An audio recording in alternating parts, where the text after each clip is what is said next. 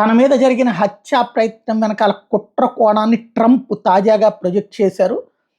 అక్కడ ఏదో ప్రాబ్లం ఉందని నాకు ఎవరూ చెప్పలేదు.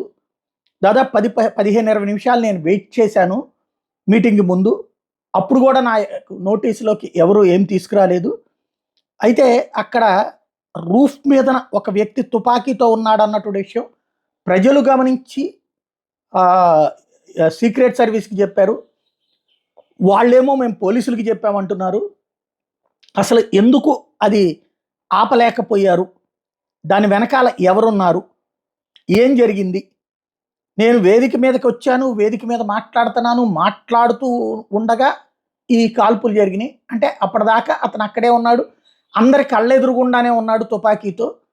కానీ ఎందుకని వీళ్ళు పట్టుకోలేకపోయారు, ఏం జరిగింది, దీని వెనకాల సందేహం ఉంది, వెనకాల ఎవరో ఉన్నారు ఈ కుట్ర వెనకాల అన్నటువంటి ఆరోపణ స్వయంగా ఏదైతే ఇప్పుడు ట్రంపే చేయడంతో దీని మీద మరి ఏం తెలుస్తారో చూడాలి.